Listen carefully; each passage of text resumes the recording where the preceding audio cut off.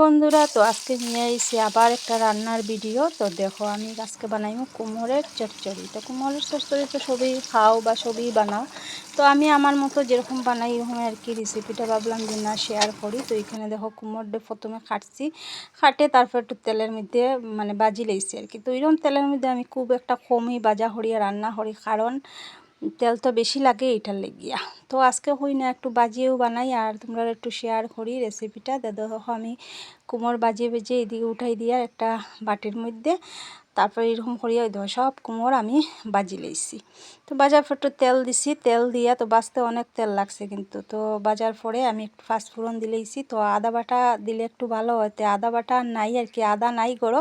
তো আমি একটু হলুদ দিছি, একটু মরিচের গুঁড়া দিছি। কুমড় চচ্চড়িতে আবার বেশি জাল হইলে ভাল লাগে না খাইতে। তো মশলা দিলে একটু ভালো করে বাজিয়া তারপরে আমি কুমড়টা দিলেই কড়াইয়ের মধ্যে কুমড়টা দিয়ে আবার একটু লেড়ে সারে একটু জুল দিমু। জুল না দিলে তো সিদ্ধ হইতো না। আর দেখো, আমি একটু পরে লবণ দিছি। তো লবণে একটু ডর থাকে আমার সবসময়ই, তিতানি হয়ে যায়। তো খাইছি না, এখনও খাইয়া টেস্ট করছি না, টেস্ট না করি এই আর কি।